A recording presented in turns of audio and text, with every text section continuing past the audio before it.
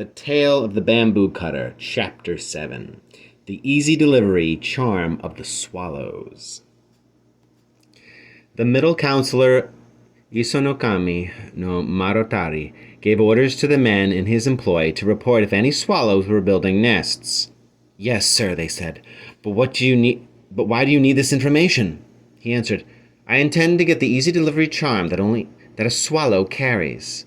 The men said variously, "I've killed many swallows in my time, but I've never seen anything of that description in a swallow's belly." "How do you suppose a swallow manages to pull out the charm just when it's about to give birth?" "It keeps the charm hidden, and if any man gets a glimpse of it, it disappears." Still another man said, "Swallows are building nests in all the holes along the eaves of the palace kitchen. If you send some dependable men there and set up perches from which they can observe the swallows, there are so many swallows that one of them is sure to be giving birth. That will give your men the chance to grab the charm." The middle counselor was delighted. "How perfectly extraordinary," he said. "I had never noticed. Thank you for a most promising suggestion." He ordered 20 dependable men to the spot and stationed them on lookout perches built for their task. From his mansion he set a steady stream of messengers asking if the men had successfully obtained the easy delivery charm. The swallows, terrified by all the people climbing up to the roof, did not return to their nests. When the middle counselor learned of this, he was at a loss. What to do now? Just at this point, an old man named Kuratsumaru, who worked in the palace kitchen, was heard to remark, "I have a plan for His Excellency if he wishes to get a swallow's easy delivery charm." He was at once ushered into the presence of the middle counselor and seated directly before him. Kuratsumaru said, "You are using clumsy methods to get the charm, and you'll never succeed in that way. The 20 men on their lookout perches are making such a racket that the swallows are much too frightened to come close. You should tear down the perches and dismiss all the men. One man only, a dependable man, should be kept in readiness inside an open work basket that has a rope attached to it. As soon as swallow starts to lay an egg, the man in the basket should be hoisted up with the rope. Then he can quickly grab the charm. This is your best plan." That's the best plan. "An excellent plan indeed," said the middle counselor. The perches were dismantled and the men all returned to the palace. The counselor asked Kuratsumaru, "How will we know when the swallow is about to give birth, so the man can be hoisted up in time?"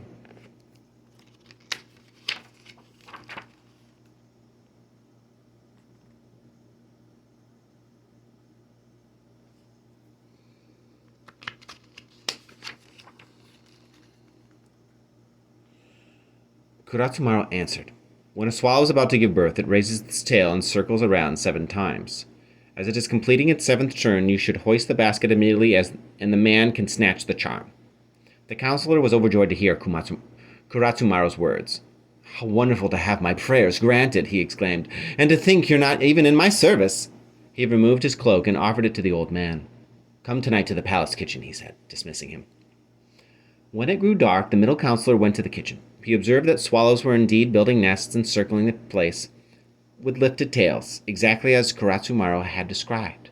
A man was put in the basket and hoisted up, but when he put his hand into the swallow's nest, he called down, "There's nothing here." "That's because you aren't searching in the proper way," the counselor angrily retorted. "Is there nobody competent here? I'll have to go up there myself." He climbed into the basket and was hoisted up. He peered into a nest and saw a swallow with its tail lifted circling around furiously. He at once stretched out his arm and felt in the nest. His fingers touched something flat. "I've got it! Lower me down! I've done it myself!" he cried. His men gathered around, but in their eagerness to lower him quickly, they pulled too hard and the rope snapped. The middle counselor plunged down, landing on his back atop a kitchen cauldron.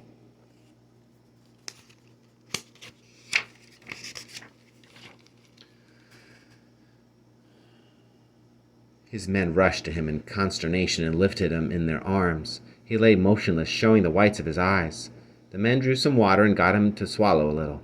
At length he regained consciousness, and they lowered him by the hands and feet from the top of the cauldron. When they at last felt they could ask him how he was, he answered in a faint voice, "My head seems a little clear, but I can't move my legs.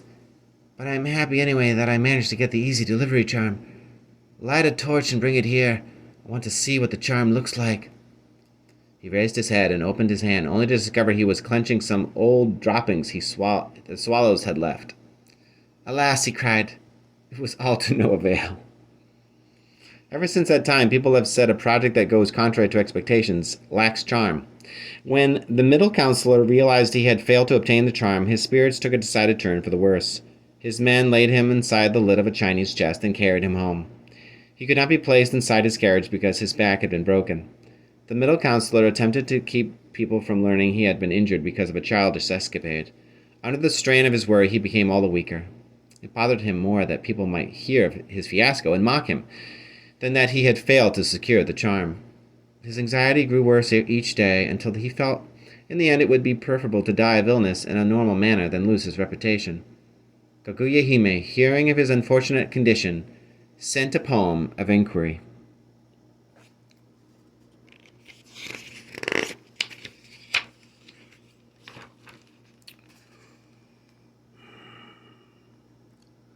Toshi o heti, nami tachi yoranu, sumi no e no, matsukai nashito, kiku wa makoto ka. The years pass, but the waves do not return to the pines of Suminoe, where I wait in vain. You have failed to find the charm, I am told. Is it true? He asked that her poem be read to him. Then he lifted his head, very feebly, barely able to write in great pain, while someone else held the paper. Kai wakaku, arikeru mono, owabi haitete, shinuru inochi o sukiya wa senu. My efforts were in vain, and now I am able to die in despair. I'm about to die in despair, but will you not save my life? With these words he expired. Kaguya Hime was rather touched. From this time something slightly pleasurable has been said to have a modicum of charm.